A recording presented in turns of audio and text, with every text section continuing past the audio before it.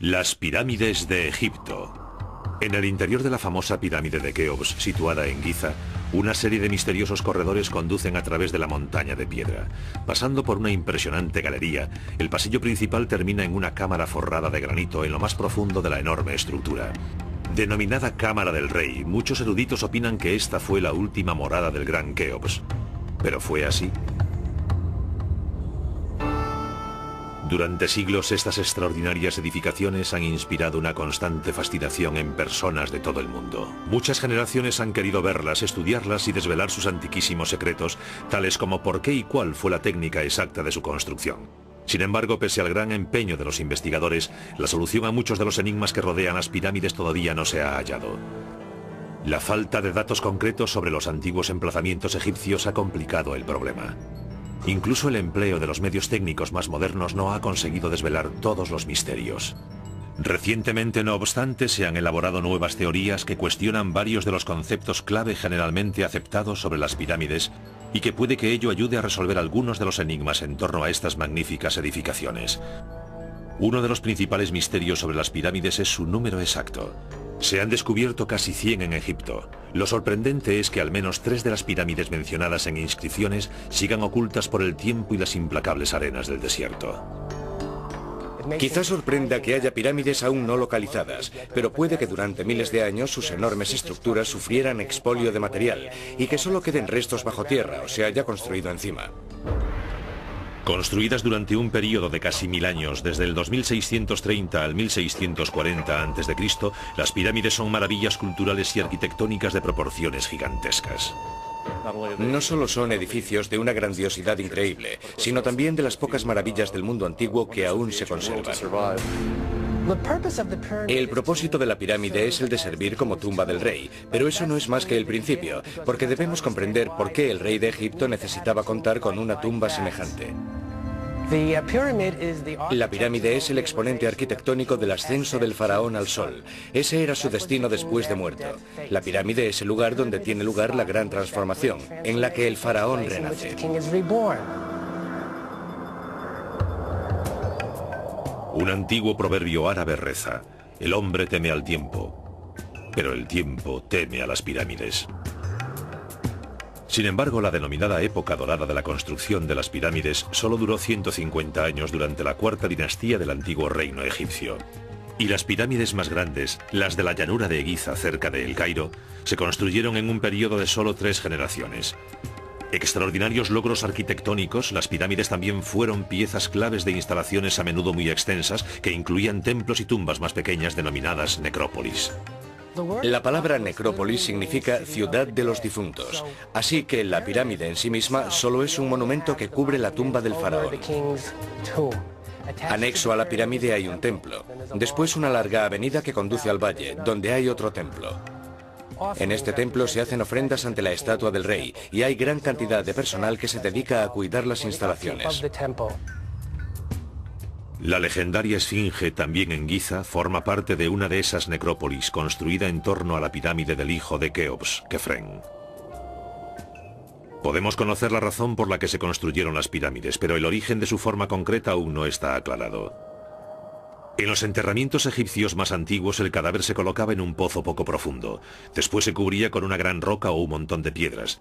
Estas no solo servían para impedir que los chacales desenterrasen los cadáveres, sino que seguramente se usaban para representar la colina primigenia de donde los egipcios creían que surgía toda la vida. Los antiguos egipcios dependían del Nilo, que era la fuente de su vida y sustento. El Nilo se desbordaba todos los años. Tras el desbordamiento y la retirada de las aguas, la tierra volvía a ser otra vez visible. Y eso se convirtió en metáfora de la creación. La colina primigenia fue la primera tierra que se vio cuando las aguas, en tiempos de la creación, empezaron a retirarse. Y fue sobre esa colina primigenia sobre la que se alzó el sol por primera vez.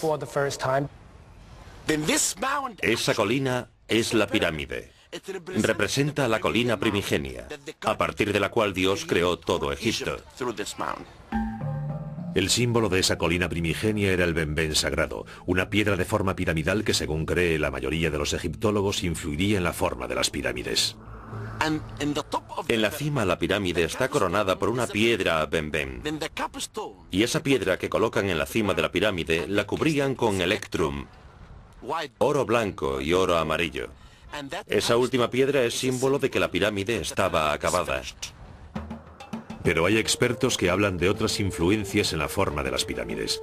Uno de ellos tiene una nueva y polémica teoría basada en la migración de los habitantes del desierto hacia el Valle del Nilo hace unos 5.000 años, exactamente en la época cuando empezaron a construirse las pirámides. Según esa teoría, los recién llegados llevaron consigo los conocimientos del desierto y eso pudo haber influido en la forma de las pirámides. Un factor muy importante en el desierto occidental es que los únicos accidentes del paisaje que se ven por todas partes tienen forma cónica o piramidal. Las colinas picudas son lo que más abunda en el paisaje. Aquí vemos unas formas cónicas en pleno desierto, a unos 480 kilómetros al oeste del Nilo.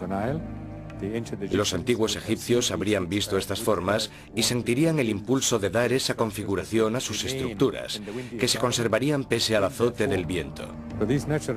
Estas formas naturales pudieron ser, en mi opinión, las precursoras de las pirámides.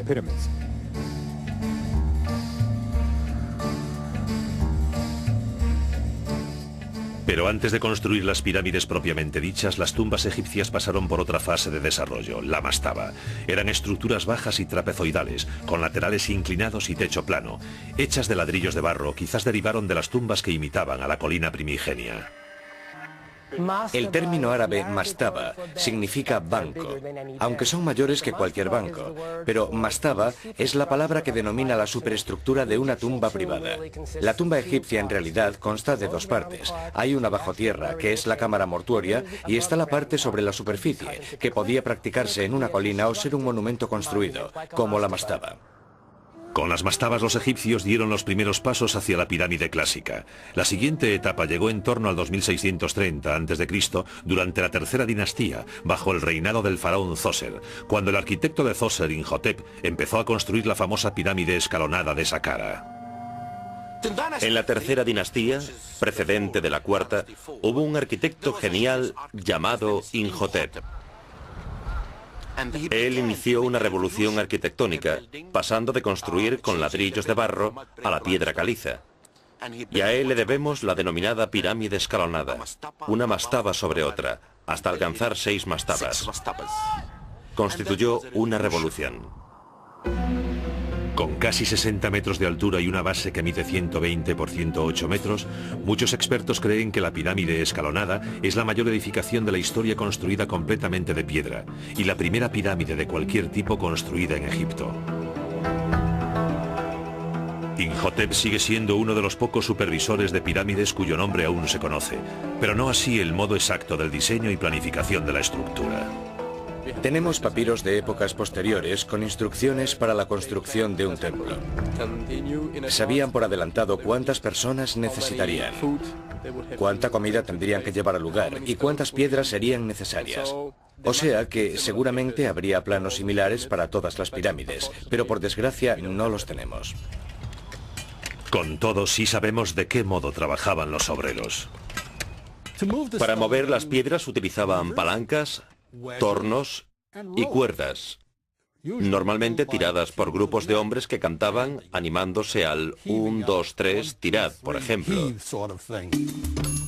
Para cortar la piedra usaban cinceles de cobre, que son más endebles que los modernos de hierro, pero la piedra caliza es blanda. Por supuesto que da mucho trabajo, pero tenían personal suficiente para hacerlo. El resultado es un monumento de tanta precisión como grandiosidad. Pese a la extraordinaria simetría de la estructura final, las investigaciones arqueológicas han demostrado que Imhotep al principio no planeó que la estructura fuese escalonada.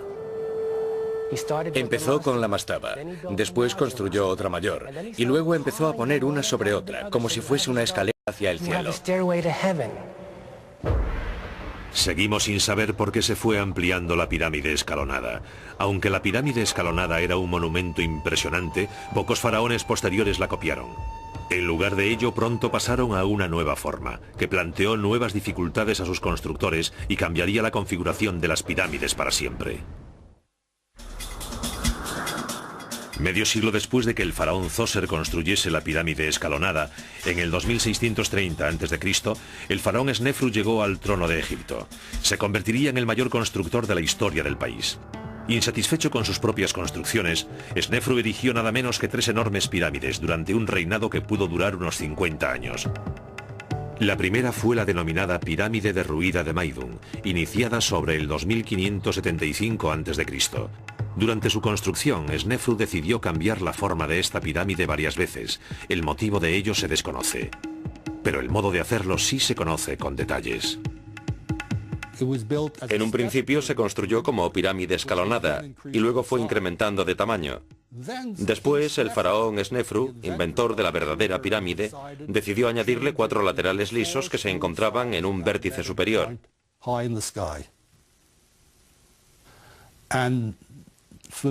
En mi opinión, fue uno de los logros más increíbles que he hallado en mis investigaciones. Porque si el ángulo de uno de los laterales se desvía, aunque sea mínimamente en el fondo, se irá acentuando hacia la cima y no llegarán a converger. Jamás se lograría la forma piramidal, crear un vértice. Hoy día, todo lo que se ve de esta pirámide es parte de su núcleo interior, rodeado por un montón de escombros sueltos que le dan aspecto de estar derruida. Hace tiempo los arqueólogos creían que sí se había derruido durante la construcción, y por eso la habían abandonado. Pero posteriores investigaciones indican que la pirámide se completó con éxito y después fueron despojándola de sus materiales. A través de los siglos, el material exterior se utilizó para otras edificaciones. Podrían construirse ciudades enteras con la piedra reunida allí para las pirámides, y ese es el motivo de su aspecto actual. Igual que la pirámide escalonada completada 55 años antes, el núcleo de la pirámide derruida se hizo con capas de piedra que se inclinaban hacia adentro. La pirámide escalonada de Maidun se construyó con lo que se denominaron capas superpuestas. Se trata de capas de piedra construidas circularmente en torno a un núcleo y que presentan una inclinación. Lo que sí sabemos seguro es que en determinado momento de su construcción, la pirámide derruida se abandonó temporalmente. Por algún motivo que desconocemos, en el año 17, Snefru abandonó esta pirámide sin terminar y construyó en Dashur la pirámide que denominamos pirámide encorvada.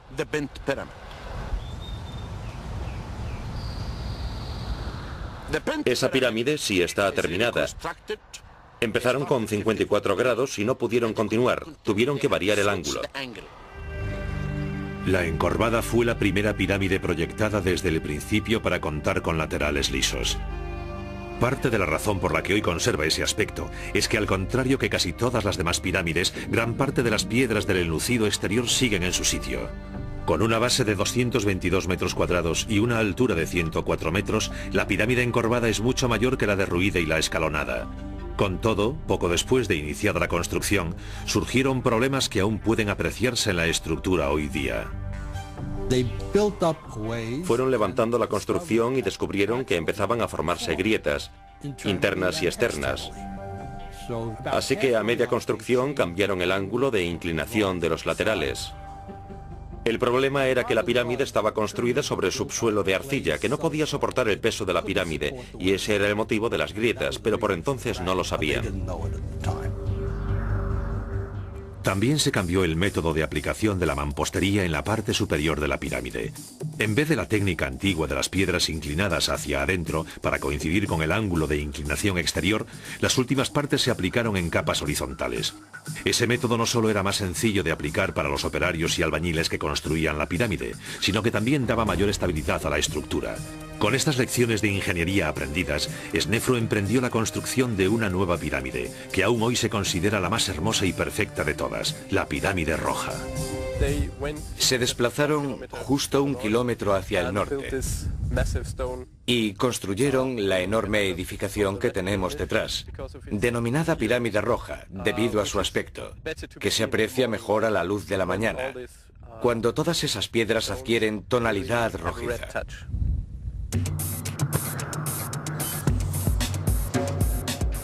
Con 278 metros cuadrados de base y una altura de 104 metros, la pirámide roja tiene mayor volumen, pero no más altura que la pirámide encorvada. Con un ángulo de aproximadamente 43 grados, la inclinación de la pirámide roja también es mucho menor que la parte inferior de la encorvada. El ángulo se hizo tratando de copiar el superior de la pirámide encorvada, porque les parecía que era el ángulo más seguro para construir estos edificios. Pero el rasgo más importante de la pirámide roja es la forma de ensamblado de las piedras. La pirámide roja supuso una evolución de las pirámides más antiguas, porque toda la estructura se construyó con porciones de piedra horizontal, una estructura más estable. Todas las fuerzas se dirigían hacia abajo en vez de tender hacia el exterior. La pirámide roja de Snefru es la primera que en realidad es una pirámide perfecta, que ha alcanzado la forma piramidal pura. Nadie sabe exactamente por qué construyó Snefru esta pirámide, pero los arqueólogos suponen que quiso que su morada final fuese la expresión perfecta de la pirámide, y desde luego la pirámide roja lo es. En la construcción de este monumento se plasmaron los principales elementos de ingeniería y estructuras de la pirámide clásica. Todo estaba dispuesto para que el hijo de Snefru, Keops, construyese la más grandiosa de todas las pirámides.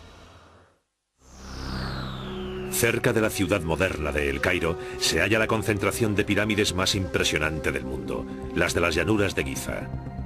Entre ellas están las mayores, la Gran Pirámide de Keops, iniciada sobre el 2551 a.C., la pirámide del hijo de Keops, Kefren, la del nieto de Keops, Micerinos, varias pirámides más pequeñas denominadas pirámides de las reinas, y la legendaria Esfinge. La llanura de Giza poseía características únicas para la construcción de pirámides. Posee piedra caliza de la mejor calidad. Está a 90 metros por encima del nivel del mar. Es un lugar perfecto. Allí hay piedra de calidad óptima, y ese tipo de material no existía en ningún otro lugar.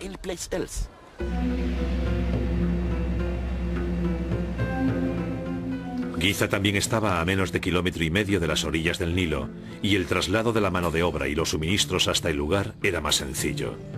El Nilo era la mayor vía de comunicación en el antiguo Egipto. No había carreteras preparadas, así que el río era fundamental. La piedra se transportaba por el río en grandes barcazas, no solo la caliza de una de las orillas del río hasta la otra orilla, sino también granito de lugares a cientos de kilómetros al sur.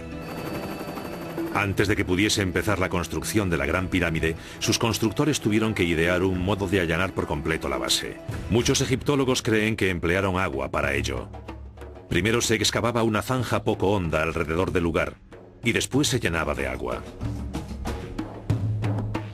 Puesto que la superficie del agua tendría exactamente la misma altura en todas las partes de la zanja, los egipcios solo tenían que allanar la parte de tierra hasta el nivel del agua. Pero no todo el mundo cree que este fuera el método empleado en la Gran Pirámide. Martin Eisler es escultor y lleva unos 30 años estudiando las técnicas de construcción egipcias. Ha elaborado varias teorías polémicas sobre la construcción de las pirámides, basadas en décadas de minuciosa investigación y observación. No creo en absoluto que la Gran Pirámide la allanaran aplicando el método del agua. Creo que lo hicieron mediante algo no más complejo que este instrumento, llamado nivel escuadra. Se trata de un ángulo, como se ve, con dos lados y una plomada que pende del vértice. Hay una marca en el centro que indica cuándo está nivelado el objeto. Se nivela una pequeña zona con esto y se instalan dos postes separados unos metros y se coloca una tabla sobre esos postes. Podría cogerse otro poste de igual altura que los dos primeros y colocarlo a cierta distancia. Usando la tabla horizontal como referencia, podrían quitarse capas de terreno hasta que ese tercer poste estuviese al nivel de los dos primeros instalados en la pequeña área despejada, que puede denominarse área de nivelado. El proceso podía repetirse hasta que toda la base de la pirámide quedaba nivelada. No obstante, aunque los expertos no coinciden en los métodos usados para nivelar la Gran Pirámide, todos admiten que los resultados fueron extraordinarios. Hicieron una labor estupenda en el nivelado de la Gran Pirámide. Hay menos de 3 centímetros de desvío desde la esquina norte hasta la sur. lo cual es un logro extraordinario. La siguiente etapa fue hacer la base. Algo muy importante porque la orientación de la pirámide era vital por motivos religiosos. Se ha escrito mucho sobre la cercana alineación de las pirámides a los puntos cardinales, norte, sur, este y oeste. Porque al igual que la pirámide apunta hacia arriba, al cielo, este también está anclado a la tierra por la pirámide, porque los egipcios asociaban los puntos cardinales con el ciclo del sol, con el cielo y también con las constelaciones. Por lo general se acepta como teoría que las pirámides se orientaron mediante observaciones estelares. Dividiendo el ángulo entre los puntos donde una estrella concreta se eleva y se pone en el horizonte, puede obtenerse la dirección del norte verdadero. Pero otros expertos, entre ellos Martin Eisler, creen que los egipcios usaron otro método. Es muy difícil que fijándose en una estrella distante se logre la precisión alcanzada por los egipcios. Creo que orientaron las pirámides mediante las sombras proyectadas por el sol. Primero los constructores colocarían una estaca perpendicular denominada gnomon clavada en el suelo. Cuando los ángulos iguales y opuestos del sol proyectan sombras sobre un gnomon, la división de ese ángulo proporciona la dirección norte-sur. Fuese cual fuese el método, la Gran Pirámide fue alineada casi a la perfección. Sus laterales tienen una variación de menos de una quinceava parte de un grado respecto a los puntos cardinales. Las demás medidas eran igual de precisas. Cada lado mide 227 metros, con una discrepancia de solo 10 centímetros por lado. Con objeto de construir esta gigantesca pirámide, los egipcios se enfrentaron a un problema de similar envergadura en cuanto a gestión de los recursos humanos. Contrariamente a lo que suele creerse, el trabajo no lo realizaron cientos de miles de esclavos, sino campesinos reclutados que integraban cuadrillas, es decir, campesinos que trabajaban para el Estado, seguramente para pagar los impuestos. Reclutan campesinos en todo Egipto. Los concentran en un lugar concreto, por ejemplo Giza, y allí trabajan en cuadrillas organizadas, dirigidas por expertos albañiles y arquitectos, para construir la Gran Pirámide, que se convierte en símbolo de identidad nacional. Los obreros vivían y morían en una ciudad creada para ellos en el lugar, que fue descubierta y excavada a principios de los años 90. Basados en los indicios descubiertos acerca de la extensión de la ciudad de los obreros, creemos que solo 20.000 hombres tomaron parte en la construcción de la pirámide. Se cree que había obreros permanentes, que podían ser unos 6.000, y son los que hacen estatuas, los encargados de labores técnicas, dibujantes y cosas por el estilo. Pero los obreros que movían las piedras podían ser unos 15.000 y trabajaban por turnos, los sustituían cada 3 meses. Esos obreros se distribuían en unidades más pequeñas denominadas equipos. Un equipo constaba de 2.000 hombres y después cada equipo se dividía en 2 grupos. Cada uno constaba de 1.000 hombres. Cada grupo tenía un nombre, como por ejemplo los amigos de Keops, y cada grupo tenía un capataz. Dividían cada grupo en 5 filas. Fila es un término griego que significa tribu o grupo. Cada una constaba de 200 obreros y tenían nombres como por ejemplo los grandes, los verdes. Después a su vez se dividían en pequeñas unidades de unos 12 obreros. Cerca de las dependencias de los obreros también se descubrió su cementerio. Una de las tumbas de los capataces incluso se hizo en forma de pequeña pirámide, que cuenta también con pasillo y cámara funeraria. Los capataces tenían una vida relativamente larga, pero los obreros comunes que morían en el lugar de construcción solían ser muy jóvenes. Los obreros solían tener entre 30 y 35 años. Pero los artesanos solían tener entre 40 y 45 años, lo cual da una idea de la configuración de la comunidad obrera. Los artesanos no transportaban piedras, no tiraban de ellas, solo tallaban, era un trabajo más liviano. Sin embargo, los obreros enterrados allí desempeñaban una tarea ardua en la construcción de las pirámides. Del suministro de obreros se encargaba un ejército de mercaderes que transportaba su mercancía a Giza en barco. Asimismo, para alimentarlos hay que crear áreas de cultivo y para ello hay que roturar nuevas zonas. Hay que crear un método de transporte para llevar los productos, los alimentos hasta Giza, almacenarlos y redistribuirlos. Pero los inmensos proyectos como la Gran Pirámide tuvieron repercusiones mayores que el de la simple construcción de una tumba para un rey. En cierto modo, puede decirse que el proyecto de la Gran Pirámide construyó el Estado egipcio, debido a la enorme cantidad de organización que se hizo necesaria. Fue como el proyecto Apolo del pasado. Tener a todos aquellos obreros trabajando para ellos les haría sentirse grandes. Desde entonces, Egipto se convirtió en un gran país. Sería ese contingente el que completaría el mayor proyecto de ingeniería ejecutado en la historia del hombre.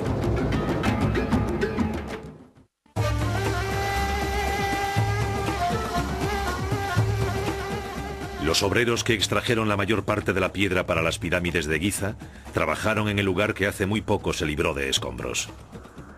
La verdad es que toda la piedra para construir la Gran Pirámide se extrajo de una cantera próxima a ese gran edificio, a unos 180 metros de la base de la pirámide, y descubrimos ese lugar. Hay una especie de cuadrícula en el suelo, en la zona de extracción de los bloques. Se trata de zanjas que cuadriculan el terreno. Excavaban las zanjas. Tenían sobre medio metro de ancho. Luego separaban una capa de piedra y lo hacían capa a capa, así que ahora hay una especie de pared cerca de la pirámide que puede tener 6 o 7 metros de altura. Los obreros usaban sencillas herramientas de cobre, como las que aquí vemos en el Museo de El Cairo, para extraer los bloques de piedra. Después, empleando herramientas muy similares a estas, los canteros pulían los laterales y los bordes de los bloques.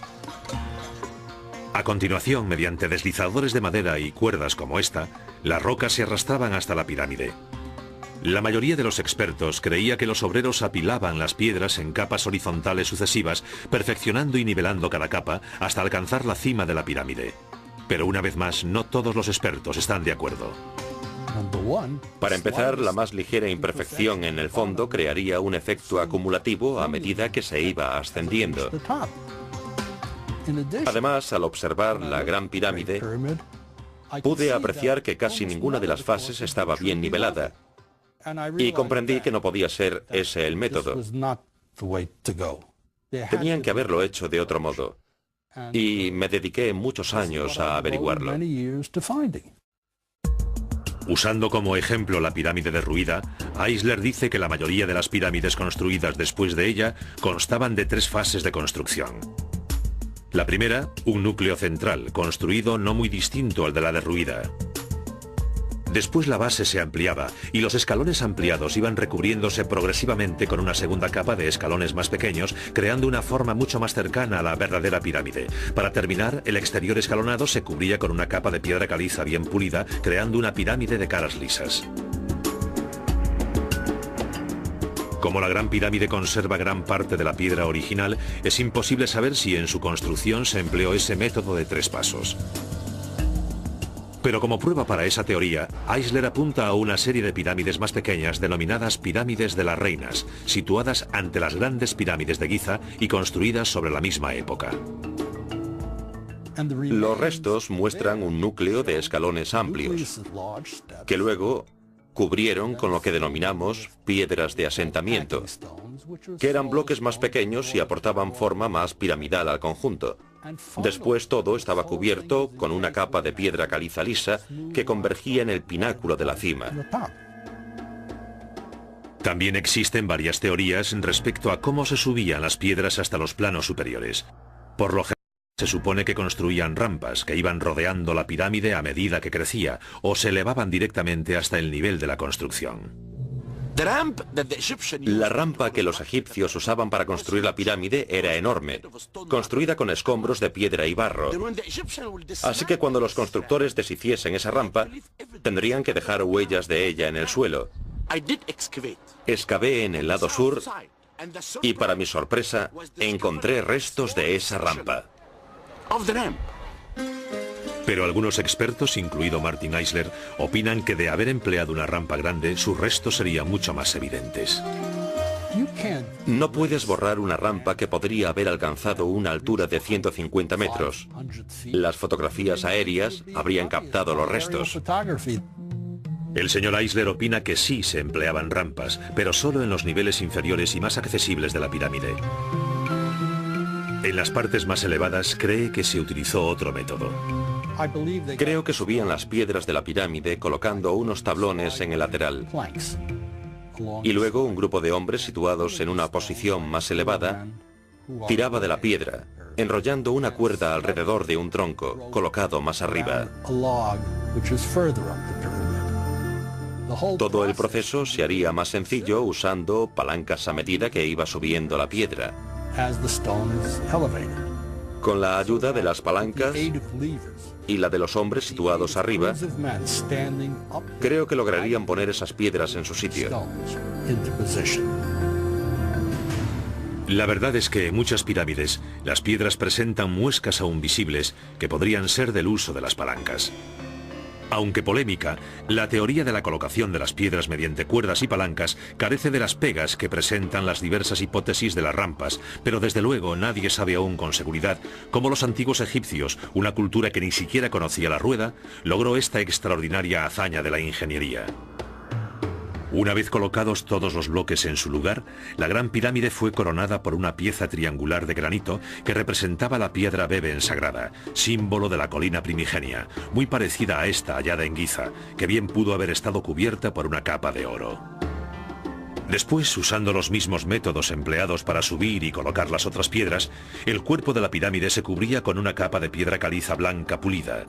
Brillando iluminada por el sol del desierto, el aspecto final de la pirámide debía de ser espectacular, dando a los que habían trabajado en ella una inmensa sensación de orgullo.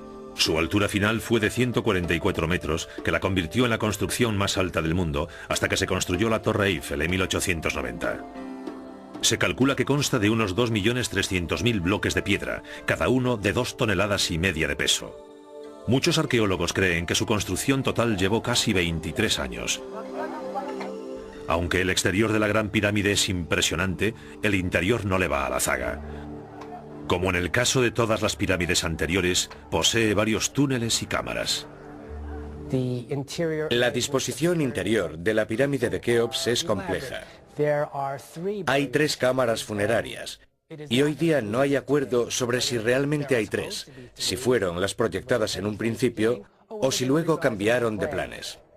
Debido a esas múltiples cámaras y al detalle de que la pirámide sufrió el expolio de su contenido hace tiempo, nadie sabe seguro con exactitud dónde fue enterrado Keops. Pero a la que se supone como verdadera cámara funeraria del faraón se llega por un largo pasillo que después desemboca en una inmensa galería ascendente, la denominada Gran Galería. Un corredor mensulado de cerca de 45 metros de longitud y 8 metros de altura. Mensulado significa que la cabecera o extremo corto de los bloques se va acercando cada vez más y más, o sea que es como una especie de escalera invertida que acaba uniéndose en la parte superior. Para terminar, la Gran Galería conduce al centro de la Gran Pirámide. Debido a que esta cámara es la única de las 3 interiores de la pirámide que contiene un sarcófago, la mayoría de los expertos cree que aquí fue el lugar de enterramiento del faraón Keops. Está forrada por completo de granito, lo cual es extraordinario, porque el granito es una piedra asociada al sol y adquiere tonalidad roja al iluminarse. Con 9 metros por 5 y casi 6 de altura, el techo de la cámara del faraón consta de varias losas de granito enormes, cada una de más de 70 toneladas.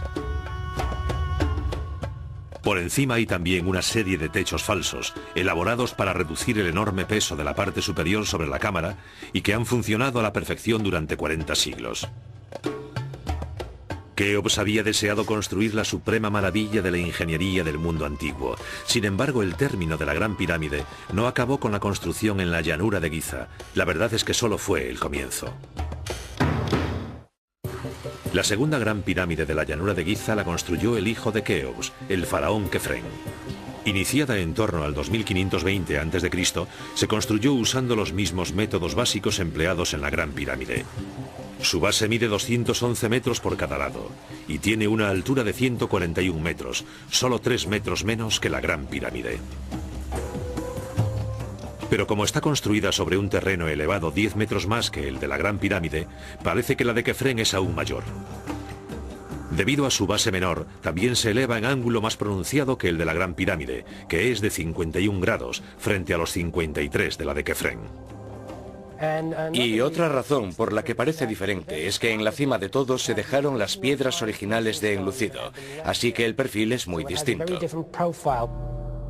El interior de la pirámide de Kefren es también distinto. Al contrario que el complejo entramado de túneles, huecos y cámaras de la Gran Pirámide, la de Kefren tiene una disposición relativamente sencilla que consta de 2 pasillos que convergen en una sola cámara funeraria.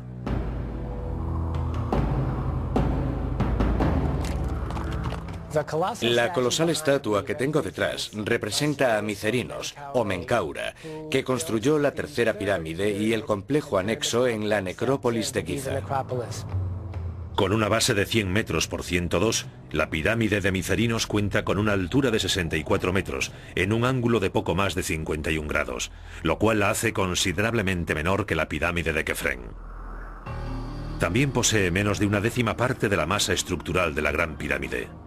Pero solo se ve pequeña comparada con las otras dos, porque la pirámide de Micerinos es enorme, tan grande como la pirámide escalonada. La de Micerinos se distingue por tener los niveles inferiores cubiertos de granito en vez de piedra caliza, así que sería mucho más colorida. El motivo de que las pirámides de Giza fueran disminuyendo de tamaño sigue sin conocerse, pero los expertos suponen que el enorme coste de estas edificaciones mastodónticas no fue sostenible para los faraones que sucedieron a Kefren. De todos los monumentos relacionados con las pirámides, tal vez ninguno sea más extraordinario que la mítica Esfinge. Un enorme león pétreo con cabeza humana. Su diseño, construcción y propósito ha generado vivas polémicas durante siglos. Creo que la Esfinge resulta atrayente porque su forma medio humana y medio animal le da un aire misterioso, inaccesible. Una enorme estructura en la llanura de Giza. ¿Cuál puede ser su significado? Sabemos por su ubicación que es muy probable que se hiciera durante la época del constructor de la segunda pirámide, el faraón Kefren. Decimos esto basados en la orientación de la propia Esfinge. Y hay quien ve en el rostro de la Esfinge cierto parecido con la estatua del faraón Kefren. Con 72 metros de largo y 20 de altura, la Esfinge fue la primera escultura de dimensiones colosales del antiguo Egipto. Sus constructores empezaron excavando una zanja en forma de U en una base de piedra caliza de la llanura de Giza. Después esculpieron el cuerpo en el bloque de piedra que quedó en el centro de la U, transformando el cuerpo del monumento en parte de la propia llanura. Una teoría reciente establece un vínculo incluso más directo aún entre la Esfinge y el paisaje natural. De verdad creo que si nos fijamos en la ubicación de la Esfinge, veremos que forma más parte del entorno de lo que todo el mundo admite. ¿Por qué digo esto? Porque hay construcciones casi idénticas a ella, no a las demás, formadas por la erosión natural. Esas construcciones naturales se denominan leones de barro. Aquí vemos el Yardán, o león de barro, o esfinge natural. Hay gran abundancia de ellos en los desiertos occidentales de Egipto. Por eso digo que los egipcios antiguos quizás tomaron esta forma de la naturaleza, sabiendo que forma parte de la majestuosidad del paisaje. Durante cientos de años se ha dicho que hay túneles secretos y cámaras en el interior de la Esfinge. No hace mucho esas teorías se pusieron a prueba mediante un radar de penetración subterránea. Hicieron pruebas en toda el área y demostraron que en realidad no hay nada bajo la Esfinge. Es de roca maciza, de roca viva, y no oculta nada en su interior. De lo antiquísimo y respetado que siempre ha sido este monumento, da fe el que su primera restauración se realizase hace casi 1100 años, después de la muerte de Kefren, ordenada por el faraón Tumosis IV en torno al 1400 a.C. Una estela de granito de 4 metros de altura y 15 toneladas de peso, erigida por Tumosis en el lugar, relata que siendo un joven príncipe, pero no el heredero, realizó una expedición de caza cerca de la Esfinge. Tras una pausa para descansar, se quedó dormido a la sombra de la cabeza de la estatua, que por entonces era la única parte del monumento que permanecía por encima de las arenas del desierto. Y la Esfinge se le apareció en sueños y le dijo: Tutmosis, hijo mío, me muero por culpa de la arena. Si me quitas la arena de la cabeza, te haré rey de Egipto. Y ese príncipe acabó convirtiéndose en rey de Egipto. Así que puede decirse que Tutmosis es el primer arqueólogo del mundo. Y fue el primero que restauró la Esfinge. La Esfinge se construyó para custodiar las pirámides durante toda la eternidad. Sin embargo, pese a su grandiosidad, no ha logrado impedir los expolios del hombre, porque todas las fabulosas riquezas del interior de las pirámides, sin excepción alguna, fueron saqueadas por los ladrones de tumbas hace tiempo. Lo cierto es que posteriormente, los arqueólogos lograron hallar los pasillos interiores de las pirámides tan solo conseguir los túneles practicados por los ladrones, como por ejemplo este en la tumba de Micerino, situada en Giza. Algunos creen que por ese motivo se abandonó la construcción de grandes pirámides inmediatamente después de la época dorada de la Cuarta Dinastía, aunque otros opinan distinto. Personalmente creo que dejaron de construir pirámides porque el país estaba unificado.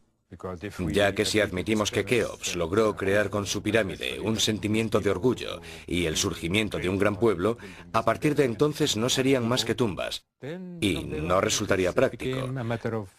O sea, que empezarían a hacerlas más pequeñas. El interés pasó del tamaño de la pirámide a la creación de instalaciones anexas a la pirámide. Así que los templos se expandieron, se hicieron más complejos y los templos del valle se hicieron más grandes y mucho más complejos.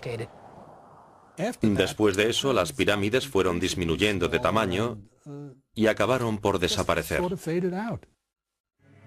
Irónicamente, la mayoría de estas pirámides tardías, tal como la pirámide negra de Dashur, se hicieron con un núcleo de ladrillos de barro para acelerar la construcción, y después se cubrieron con una capa de caliza. Cuando esta piedra se tomó para otros proyectos de construcción, se erosionaron con rapidez, dejándolas en un estado de deterioro mayor que el de las antiguas pirámides de piedra.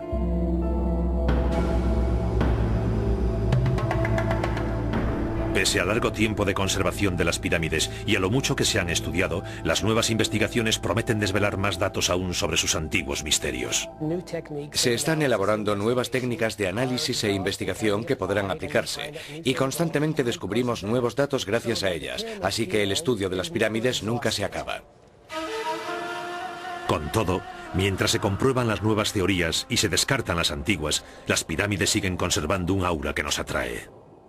Recuerdo que cuando vi por primera vez las pirámides era un estudiante recién licenciado. Vine aquí a investigar y nuestro avión pasó sobre ellas. Las vi desde el aire y se me saltaron las lágrimas.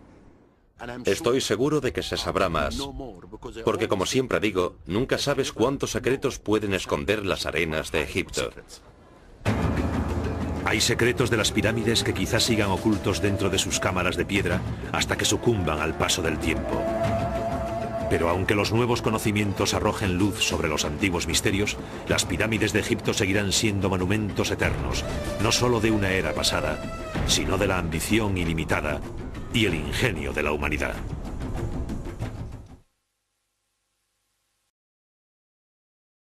Las pirámides de Egipto. En el interior de la famosa pirámide de Keops, situada en Giza, una serie de misteriosos corredores conducen a través de la montaña de piedra. Pasando por una impresionante galería, el pasillo principal termina en una cámara forrada de granito en lo más profundo de la enorme estructura. Denominada Cámara del Rey, muchos eruditos opinan que esta fue la última morada del gran Keops. ¿Pero fue así? Durante siglos, estas extraordinarias edificaciones han inspirado una constante fascinación en personas de todo el mundo. Muchas generaciones han querido verlas, estudiarlas y desvelar sus antiquísimos secretos, tales como por qué y cuál fue la técnica exacta de su construcción. Sin embargo, pese al gran empeño de los investigadores, la solución a muchos de los enigmas que rodean las pirámides todavía no se ha hallado. La falta de datos concretos sobre los antiguos emplazamientos egipcios ha complicado el problema. Incluso el empleo de los medios técnicos más modernos no ha conseguido desvelar todos los misterios. Recientemente, no obstante, se han elaborado nuevas teorías que cuestionan varios de los conceptos clave generalmente aceptados sobre la estatua del rey, y hay gran cantidad de personal que se dedica a cuidar las instalaciones. La legendaria Esfinge, también en Giza, forma parte de una de esas necrópolis construida en torno a la pirámide del hijo de Keops, Kefren. Podemos conocer la razón por la que se construyeron las pirámides, pero el origen de su forma concreta aún no está aclarado. En los enterramientos egipcios más antiguos el cadáver se colocaba en un pozo poco profundo. Después se cubría con una gran roca o un montón de piedras. Estas no solo servían para impedir que los chacales desenterrasen los cadáveres, sino que seguramente se usaban para representar la colina primigenia de donde los egipcios creían que surgía toda la vida. Los antiguos egipcios dependían del Nilo, que era la fuente de su vida y sustento. El Nilo se desbordaba todos los años. Tras el desbordamiento y la retirada de las aguas, la tierra volvía a ser otra vez visible. Y eso se convirtió en metáfora de la creación. La colina primigenia fue la primera tierra que se vio cuando las aguas, en tiempos de la creación, empezaron a retirarse. El arquitectónico del ascenso del faraón al sol. Ese era su destino después de muerto. La pirámide es el lugar donde tiene lugar la gran transformación, en la que el faraón renace. Un antiguo proverbio árabe reza: el hombre teme al tiempo, pero el tiempo teme a las pirámides. Sin embargo, la denominada época dorada de la construcción de las pirámides solo duró 150 años durante la cuarta dinastía del antiguo reino egipcio. Y las pirámides más grandes, las de la llanura de Giza cerca de El Cairo, se construyeron en un periodo de solo 3 generaciones. Extraordinarios logros arquitectónicos, las pirámides también fueron piezas claves de instalaciones a menudo muy extensas que incluían templos y tumbas más pequeñas denominadas necrópolis. La palabra necrópolis significa ciudad de los difuntos, así que la pirámide en sí misma solo es un monumento que cubre la tumba del faraón. Anexo a la pirámide hay un templo, después una larga avenida que conduce al valle, donde hay otro templo. En este templo se hacen ofrendas ante las pirámides, y que puede que ello ayude a resolver algunos de los enigmas en torno a estas magníficas edificaciones. Uno de los principales misterios sobre las pirámides es su número exacto. Se han descubierto casi 100 en Egipto. Lo sorprendente es que al menos 3 de las pirámides mencionadas en inscripciones sigan ocultas por el tiempo y las implacables arenas del desierto. Quizás sorprenda que haya pirámides aún no localizadas, pero puede que durante miles de años sus enormes estructuras sufrieran expolio de material y que solo queden restos bajo tierra o se haya construido encima.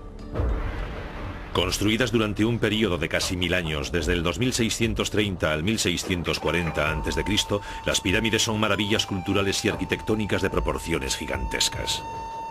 No solo son edificios de una grandiosidad increíble, sino también de las pocas maravillas del mundo antiguo que aún se conservan. El propósito de la pirámide es el de servir como tumba del rey, pero eso no es más que el principio, porque debemos comprender por qué el rey de Egipto necesitaba contar con una tumba semejante. La pirámide es el exponente, y fue sobre esa colina primigenia sobre la que se alzó el sol por primera vez. Esa colina es la pirámide. Representa la colina primigenia, a partir de la cual Dios creó todo Egipto. El símbolo de esa colina primigenia era el benben sagrado, una piedra de forma piramidal que, según cree la mayoría de los egiptólogos, influiría en la forma de las pirámides. En la cima la pirámide está coronada por una piedra benben. Y esa piedra que colocan en la cima de la pirámide la cubrían con electrum, oro blanco y oro amarillo. Esa última piedra es símbolo de que la pirámide estaba acabada. Pero hay expertos que hablan de otras influencias en la forma de las pirámides. Uno de ellos tiene una nueva y polémica teoría basada en la migración de los habitantes del desierto hacia el Valle del Nilo hace unos 5000 años, exactamente en la época cuando empezaron a construirse las pirámides. Según esa teoría, los recién llegados llevaron consigo los conocimientos del desierto y eso pudo haber influido en la forma de las pirámides.